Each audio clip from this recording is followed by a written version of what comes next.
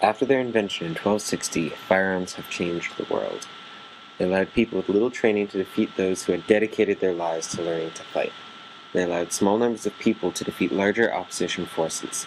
Since their invention, they have been improved upon greatly, becoming possible to shoot upwards of 100 bullets per second, or capable of launching 8-ton shells distances of 24 miles. Modern guns are easy-to-use, efficient killing machines. Because of this, laws have been enacted that restrict how they can be owned.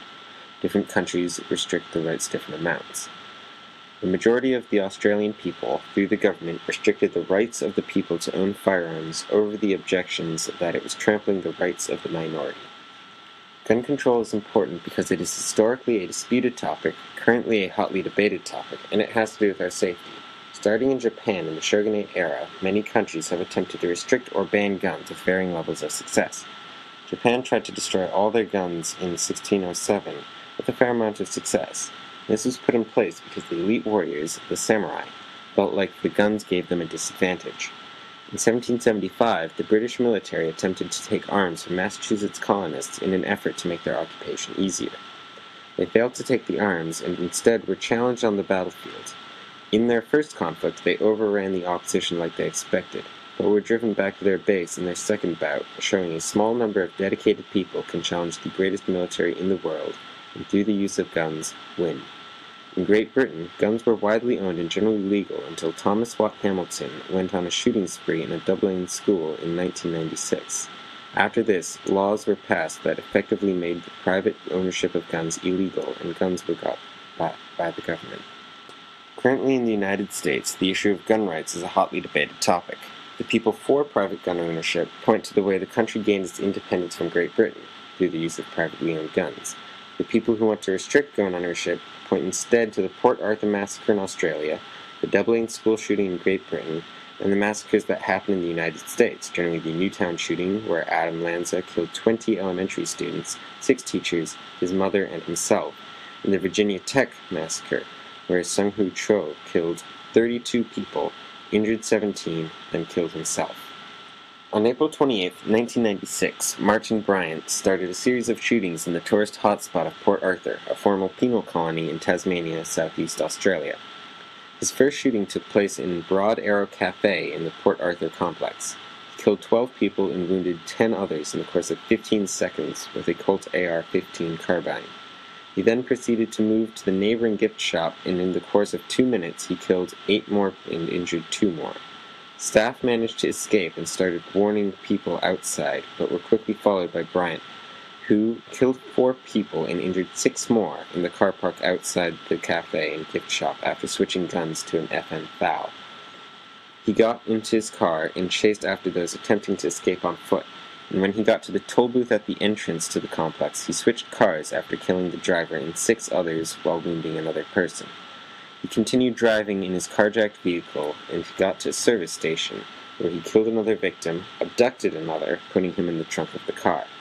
While driving back to his house, he shot at passing cars, killing 3 and wounding 4. He managed to kill 35 people and wound 23 in the course of approximately half an hour. The police, who were attending a false crime, arrived too late to prevent those killings, but managed to trap him inside his guest house. An 18-hour standoff ensued with hostages, which later turned out to be dead, but kept the police at bay for the duration of the standoff.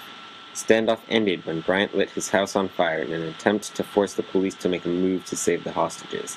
Instead, the police waited and allowed the house to burn and forced Bryant to vacate, and they arrested him when he did.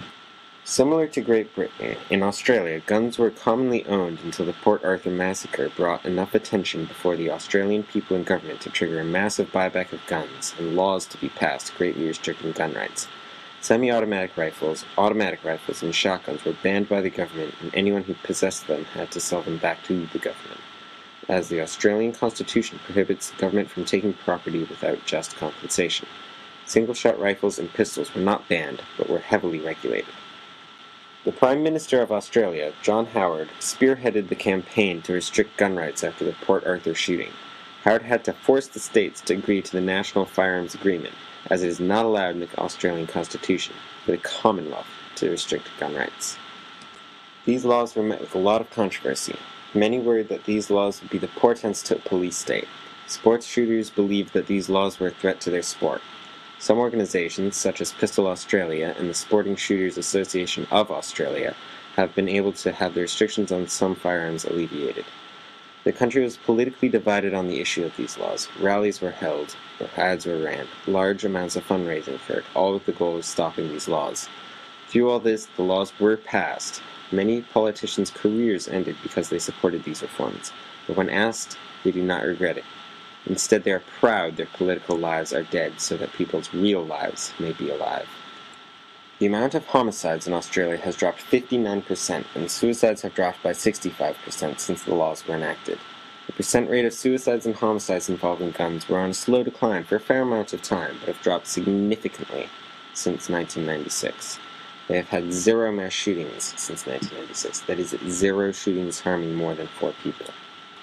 The decline in suicides is not merely a decline in suicidal people. We will never know that rate. What it is a decline in suicide people who could easily get access to an easy-to-use tool of death. The restriction of guns meant that less people are killing themselves with a gun.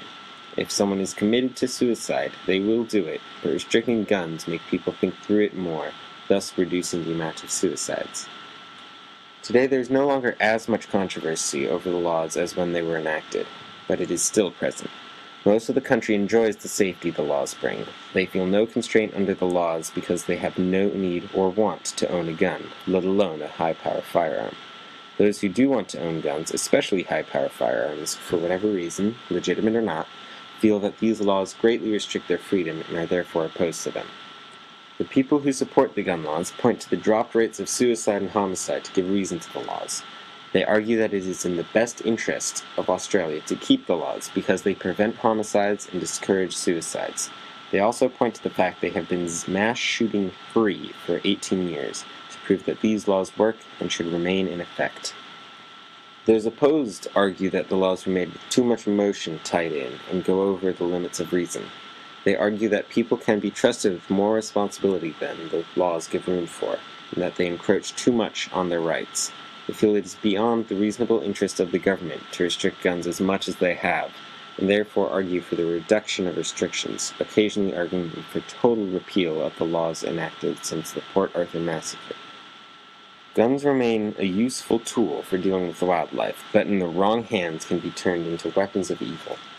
There are certainly practical and recreational uses for guns, some of which the Australian government overlooked when drafting its laws. The laws have been amended to allow more practical uses of firearms, but advocates still lobby for less restrictions for sporting reasons.